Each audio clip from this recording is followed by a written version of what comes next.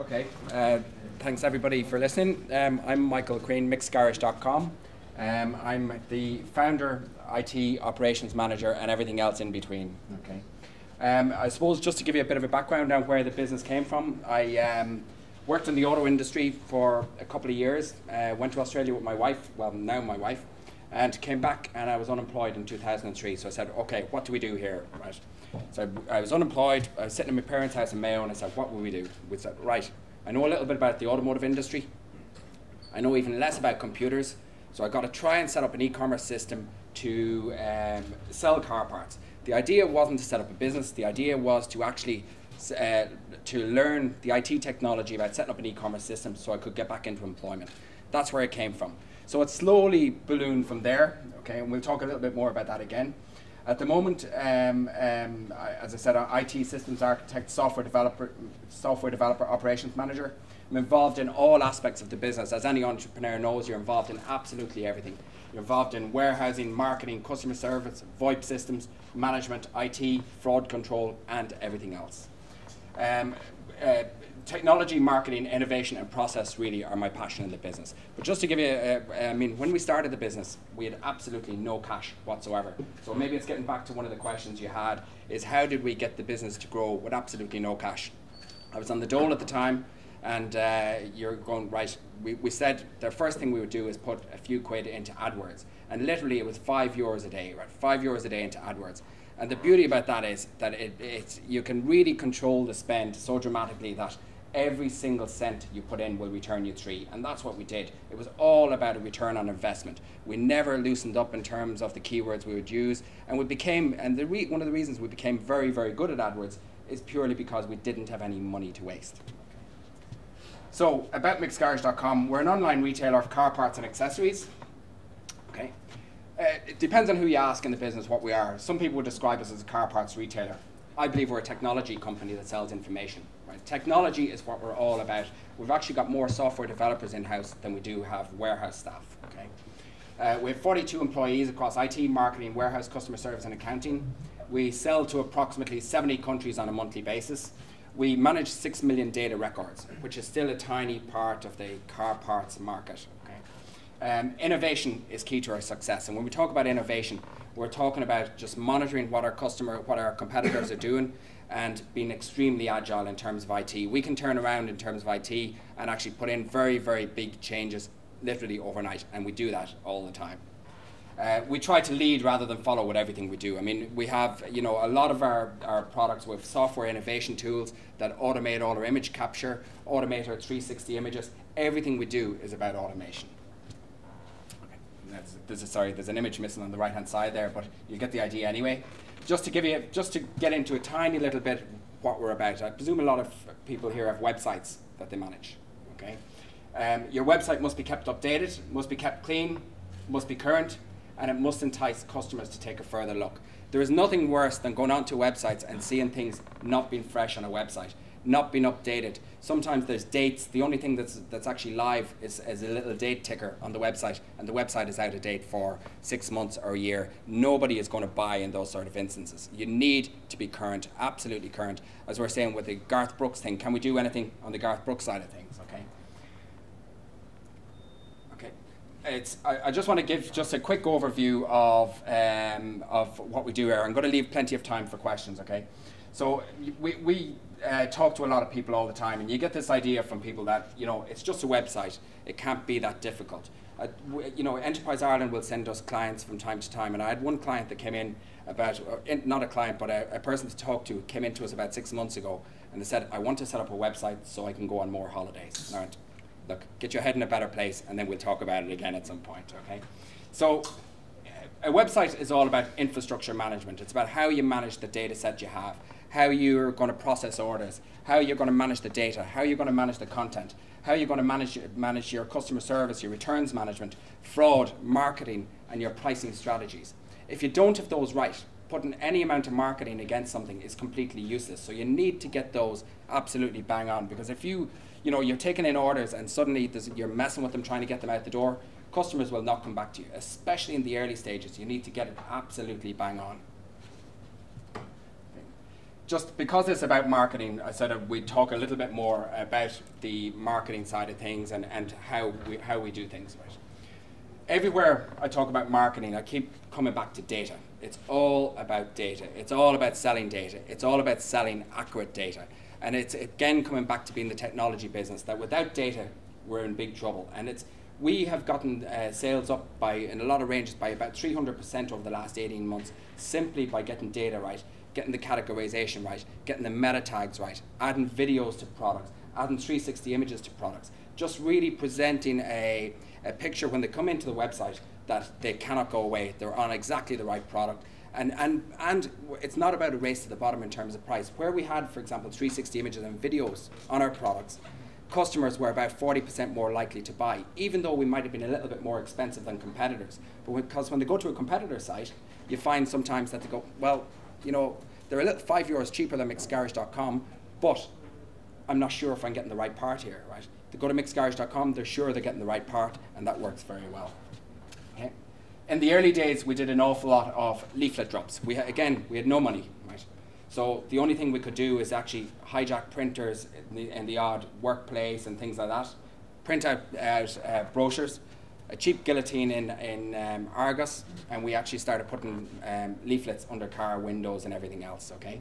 And we kept doing that until the council came after us several times for littering and everything else, okay? But it's something you had to do. I mean, it was all about getting out there, getting visitors onto your website. And this was before AdWords. We really didn't have a cent to put into it, okay? Google AdWords then came along, and we'll talk a little bit more about Google AdWords in the next slide if people are interested, okay? Facebook was very important for us in the early days. We were one of the first advertisers on Facebook, okay? So much so that when, you know, I actually overheard two girls at one point talking about how did Mick's Garage manage to infiltrate my webpage, right? They weren't used to having ads on their webpage at all, so that when we went on there first, the backlash was huge. People think we hijacked their page. What did we do? How did we get onto their page, right? And until people realized, you know what, this is what marketing is all about, this is what advertising is all about. We did a lot of, over the past couple of years then, when we had a bit more cash, we did some radio advertising. Great for branding, but very, very difficult to measure in terms of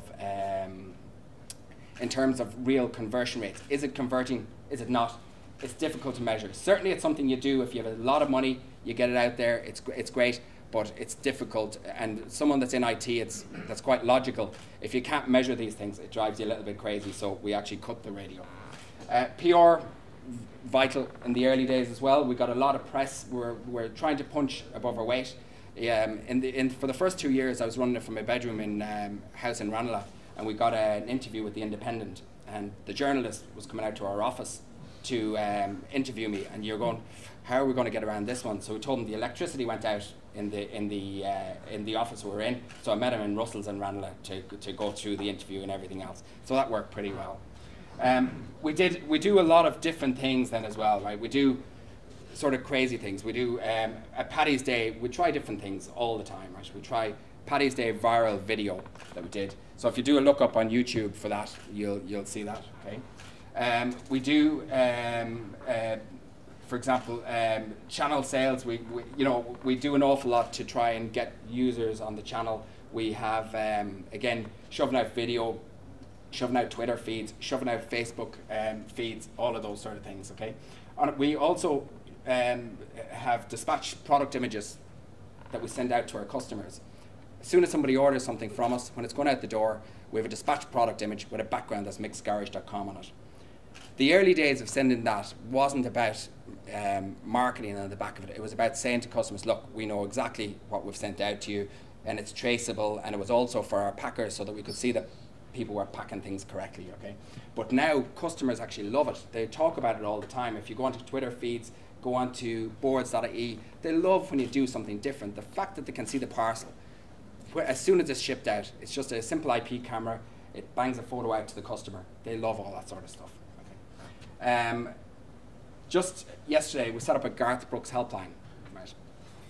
Really, we decided, you know, what can we do here to try and get customers, to try and cash in on the saga that is Garth Brooks. Okay, so I'm going to, for any of you Garth Brooks fans there, right, I'm going to ring it for you.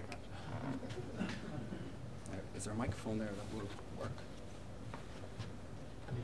This is, by the way, it's getting thousands of calls. It's actually overwhelming our systems. Our systems can take 96 calls at one time, but it's really going bananas at the moment. Okay.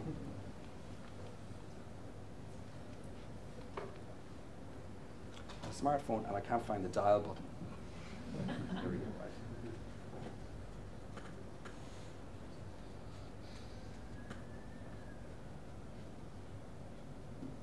Okay.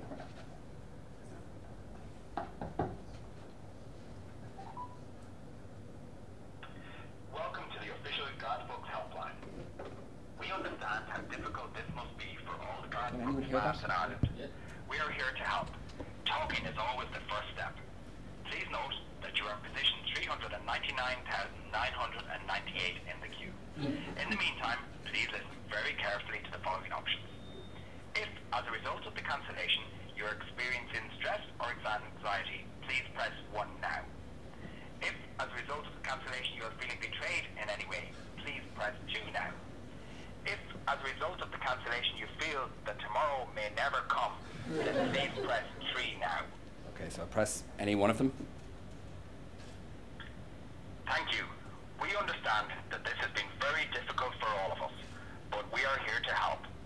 We have teamed up with another extremely disappointed fan, Mick from MicksGarage.com, to give you a special discount that will ensure that tomorrow will come. Use voucher code INPIECES to get a 10% discount off MicksGarage.com. Thank you. Mick really cares. That's we do things like that from time to time. We try and piggyback on anything that's going on at the moment, right?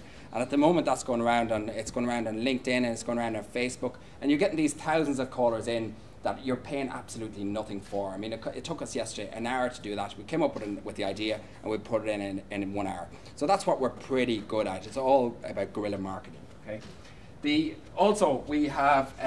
set up over time, right? We've set up dummy products on our website. Dummy products work really well when you've got decent amount of traffic coming through.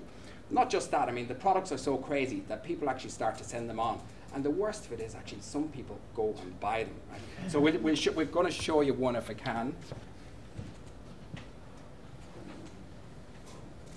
Okay. Okay,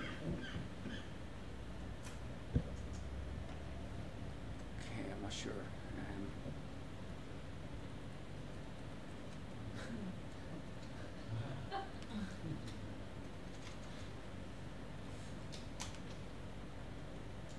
There is sound on this, is there?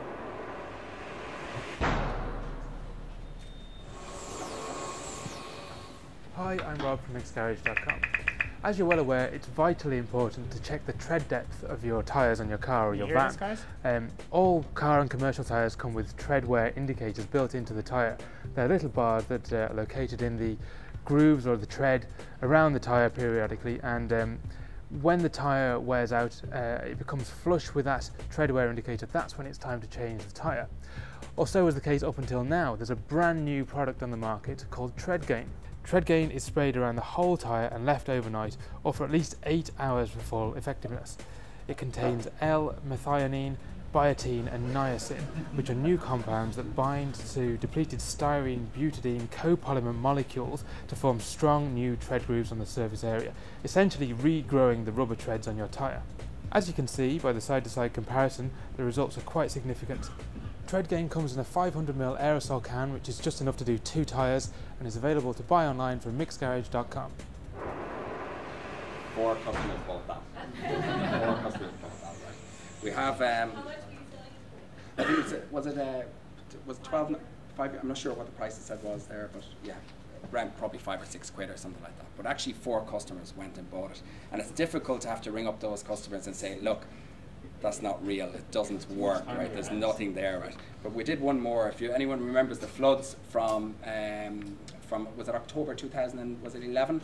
The big flood in Dublin. So we actually said, because we used to sell snow socks for cars for winter time, and so we said, why not? We'll do a flood sock, right? So if I can get back here.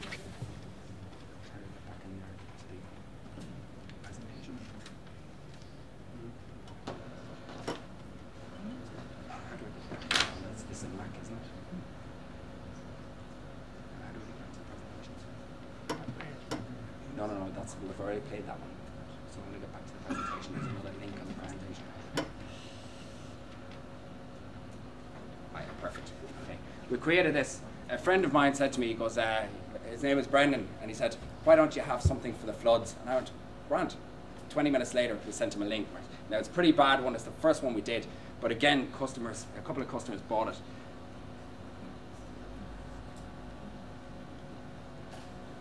Okay, the Bren Tube, a revolutionary new wheel sock for floods, right? Allows you to cruise home through those floods. And at the end, it sort of gives it away a little bit. The Bren Tube, right, provides huge buoyancy for your car and up to 3 passengers. Allows you to cruise home at up to 50 kilometers per hour. Only for use in water over 12 inches deep. Please note that most county councils regard your vehicle as a boat when the Bren Tube is on. Okay? Leaves you liable for berthing fees is over here somewhere. The Bren Tube is a temporary measure only to get you home. Please note that as you're in the car, it's not designed to be a boat. Your steering and braking will seriously be affected. Okay? So caution is advised. And it has a lot more sort of attributes and things like that. And again, customers bought the stuff. But more importantly, people picked up the link and started to send it on. I mean, this was even mentioned on Facebook and everything else, and people were going on boards.ie going, this is crazy, Mick's Garage are doing really dangerous things. We're actually, and so you're going, like, it's, you know, a lot of people didn't see that it was actually fake at all, right? But it worked extremely well. We had thousands of visitors to that page. Okay. How do you find it again? I see support on the route. Okay. Now, because all of our marketing is around AdWords, I just said I'd give a quick rundown, a really quick rundown of what we do on AdWords, okay? Again, because we started on AdWords, for us it was all about every single penny returning 3 cents, for example, right? And again, it's about getting data right. It's all about data. Never bidding for #1 position. The problem with Google AdWords is if you bid for #1 position, you're always bidding with people that don't know what they're doing in Google AdWords. You allow them to deplete their funds, stick around position 3 or 4, where it'll cost you an awful lot less to get a click. Okay? Only run a return on investment model. Make absolutely sure that you know the maths behind what you're selling.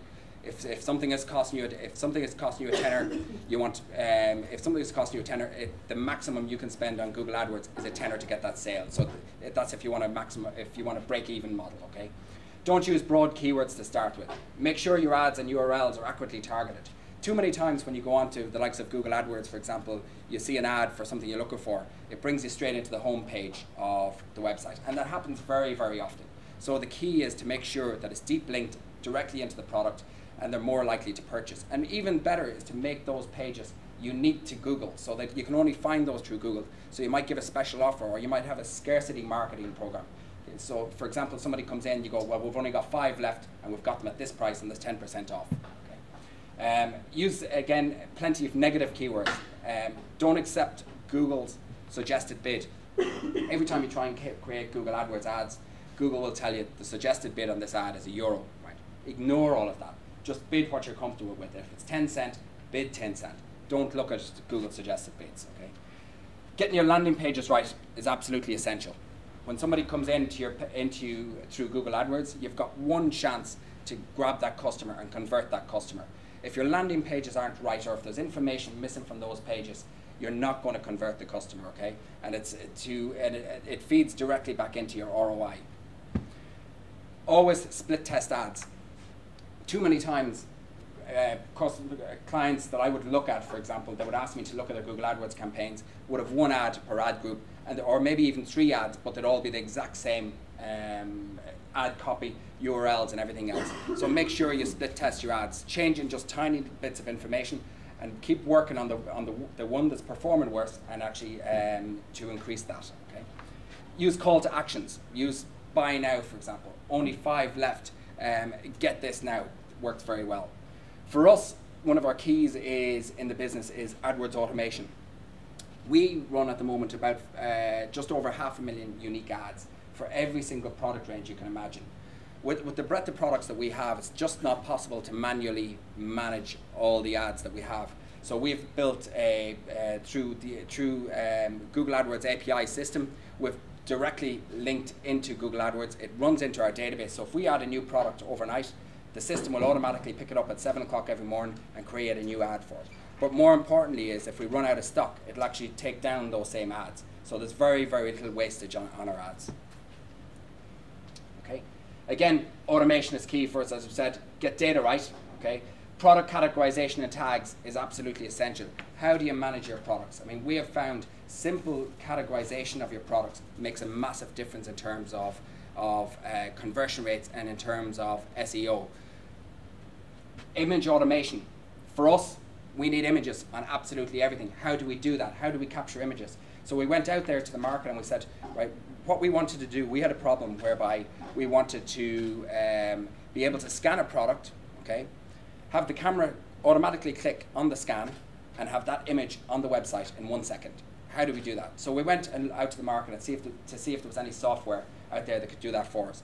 There wasn't, so we actually went and built the software, and we built the software within 2 weeks that would allow us, literally, as soon as we scan an item, that clicks the button on the camera, the image goes from the turntable directly onto the website with 100% accuracy, and it's all done in 1 second. Okay. Again, simple barcode scanning for us was a massive thing, because barcoding and data for us, it's all about when a customer comes in, they order a set of brake pads, for example, we want to get the right brake pads out to the customer first time. Until we introduced that, we had problems with picking and packing, and in the early days, problems with picking and packing can kill the business very, very quickly. So now we almost have no errors going out the door at all. Okay. That's pretty much it. Hopefully nice and short. Any questions? Yes. How do you handle supply chain logistics with the sellers, the car making, the part makers? Like, how do you handle, because they're obviously shipping to mechanics garages, they're shipping to dealers. No, they don't do it. We don't get in that supply chain. We don't do any drop shipping at all. We don't do any drop shipping from the suppliers. Everything, we actually started the business, we were drop shippers. Okay, we started because we had no cash at all. So we said we'd set up with a couple of local distributors of car parts in Dublin, but it was an absolute disaster.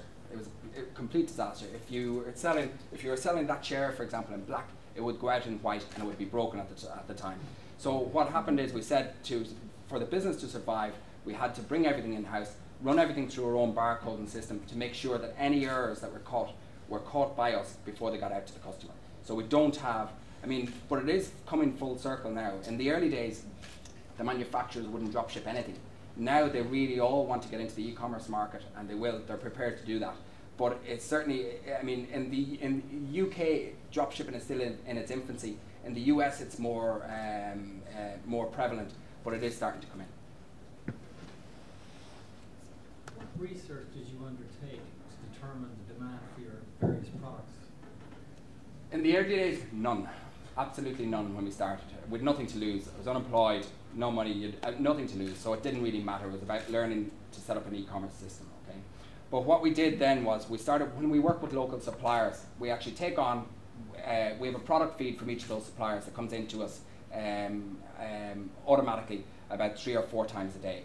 So we load everything that comes in on those product feeds, we load it onto our website, we see what sells.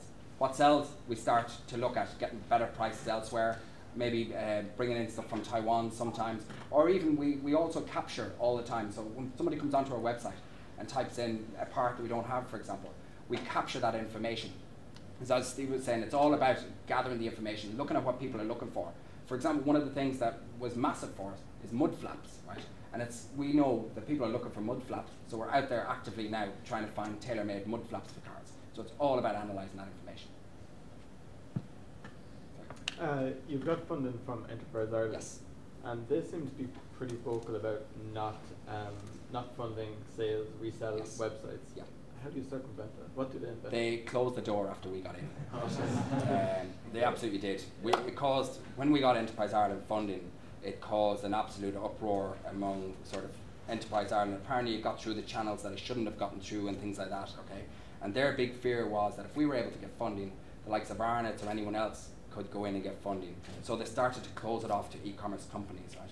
And they don't want pure retailers. But we had the other side of it, right, which is R&D. A big part of our business is technology. We're an e-commerce technology business, so we're able to sort of spin it that way. But we did have problems. What's your split between like desktop, mobile, and tablet? At the moment, our mobile offering is pretty poor, but our mobile offering is actually on the way. Right, it's about 8 weeks away. At the moment, we have about 15% of our traffic is mobile, but that's going to grow very dramatically. Part of the thing at the moment is, are we losing all of those sales? A lot of the products we sell are products that people come in, they have a lamp for the car, for example, broken, they want a new lamp, okay? So they're going to go back onto the desktop anyway and order those if the price is right. Yes. How many customers would you have and how many of those are repeat? In Ireland, we have about 250,000 or near enough that would have been, how many of those are repeat? Our repeat business rate in Ireland is very high. It's at about 58%, right? But again, it depends on what way you look at that, right? 58% is great, but it also means that you're maybe not bringing in as many new customers as you would like, even in Ireland, okay? In the UK, because we're on a big expansion plans at the moment in the UK, our repeat business rate is about 20%. Use loads of video. How do you store the video? That would be one for Rob. It's actually a good question. I don't know. I can't answer that. What was the biggest lesson that you've learned over the whole time? I suppose with starting the business, I mean, one of the lessons would have been, I mean, you know, you talk to a lot of people that go, this won't work. And it's all about driving past the negative and actually trying something, because no matter who you talk to, I mean, if Google guys would have been told by so many people, that's useless, that's not going to work. It's trying to get past it. And if you have conviction, and if you have the absolute belief that your business idea is going to work, you've got to go and give it a try. Anything else? So we heard from Halo about branding. Yes. So no offence now, but Mick's Garage probably wasn't the most creative name to come up with at the time. Were you ever tempted to change it, or did you ever think that it was a problem? It's funny. It's funny. We have on our board, we have and some elderly gentlemen on our board. They always felt that our business, you know, it could do with a brand name change. But you talk to anybody else, and it's actually a unique brand, right? It's not like, you know, if you're creating a brand and you're creating something, parts.com, you don't know when people are looking for your product, right? You don't know what your brand is worth, whereas we can look at it now and say, look, well, Micks Garage, the number of people that look for micksgarage.com generates 3 million quid worth of sales per year. So it's a very unique brand. Now, in the early days, you're absolutely right. It took about 3 minutes to come up with a name, and that was it, right? There was no real thought behind it or anything else. The domain name was available, but it's, to us now, I believe micksgarage.com is a very powerful brand. Even in Ireland, I mean, in the UK, we've talked about these things as well, and we said, but how is Micks going to work in the UK? It's a sort of, you know, it's a derogatory term at times, and you know, and the person that came from was one of the founders of paddypower.com, and they're in the UK, so. I used the service a few years ago, and so it was great because we had a car that was 15 years old, yeah. And we got the part, and the mechanic said, you buy the part and I'll fit it, and so that worked really well. So I'm wondering, in the future, will you maybe move to like 3D printing? Because I wondered, where's the garage somewhere that has stocks from 15-year-old cars?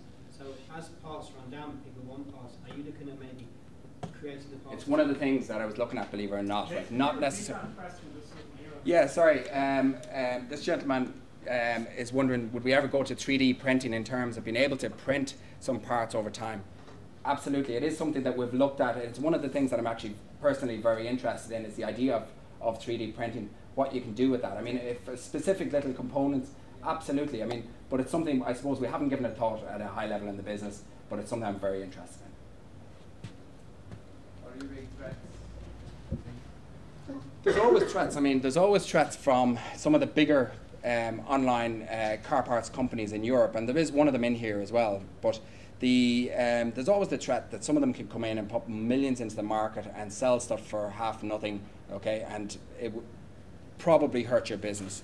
But we also have the technology arm of the business, which is very, very powerful for us, right? We're extremely agile in terms of the technology we can develop. We're extremely agile in terms of, as I said, automation and everything else. So it's, I think really it's some of those big players coming into the market and putting a huge amount of money in.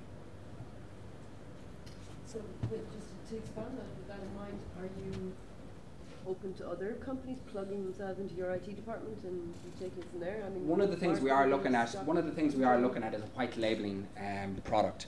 Where, I mean, we're getting a lot of companies at the moment, even manufacturers abroad. Traditionally, manufacturers, certainly in the motor industry, would have been very, very closed shop, right? They would have their distributors in different countries, and that was it. If you wanted to get their product, you went through the distributor. That's all changing very, very dramatically, and it's changing around Europe, right? And manufacturers now know that that model is dying, and it's going to be dead in 5 or 10 years. So they're all trying to get in on the back of this e-commerce systems. So a lot of those manufacturers are actually looking to Mick's Garage to actually white label a product for them so that they can sell through our systems.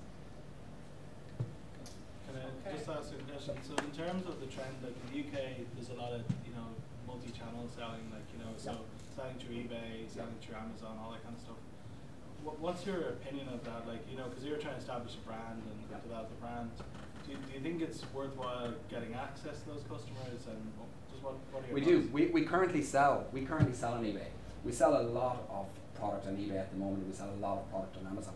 The key we have at the moment is what we're trying to do is one guy brings in the Amazon and eBay sales, and we have another guy that tries to steal those customers and bring them in as Mick's Garage customers. So we put different things like air fresheners, and actually, by the way, there's an air freshener there for everybody. I'll show you the air freshener. Right. So we put these air fresheners into the boxes with the hope that they'll put them on the cars, and the next time they come back, we'll put a voucher into the box and it says to the customer, come back through Mick's Garage and we'll give you €5 off your first order. So it's all about one guy trying to bring in eBay, the other guy trying to steal those customers and bring them back in as Mick's Garage customers. Now, it's easier to do that with eBay customers.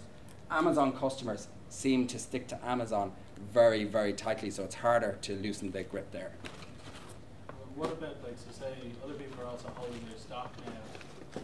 Other people are, sorry? Are starting to hold their stock now with the likes of Amazon, where, so say, I think it's Dispatch or something. That's right, yeah, it's Amazon. Fulfilled by Amazon. Yeah, it's fulfillment, Amazon fulfillment.